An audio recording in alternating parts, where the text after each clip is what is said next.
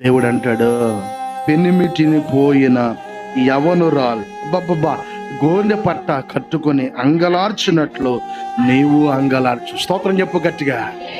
ఆ భారం కావాలండి. చూసారా ఎంత పోలిక పోలుస్తున్నాడు. మన కాలంలో భర్తను పోగొట్టుకున్న ఆ పిల్ల దగ్గరికి వెళ్ళి మనం మాట్లాడుతుంటే ఆ పిల్ల ఎంత రోధిస్తుందో కదా, ఎంత ఏడుస్తుందో కదా. దేవుని పిల్లలంట అలాగే దేవుని దగ్గర కన్నీరు ఖర్చాలి, రోధించాలండి.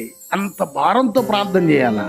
వాస్తవానికి సర్వసాధారణంగా మానవుని నైజం ఏంటో తెలుసా? మన సమస్య మనదైతే, మన బాధ మనదైతే, మన కష్టం మనదైతే పొలోమని ఏడ్చేస్తాం. ఏడ్చి కన్నీళ్ళు పెట్టి ఎక్కులు పెట్టుకుంటూ ప్రార్థన చేస్తాం.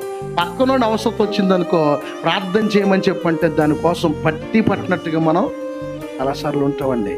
సంఘానికి ఉండవలసిన గొప్ప లక్షణం ఏంటంటే, నీ సమస్య ఏదైతే ఉందో, నీ పక్కనోడి సమస్య ఏదైతే ఉందో ఆ సమస్య కూడా నీదే అన్నట్లుగా భారముతో ప్రార్థన చేయాలి.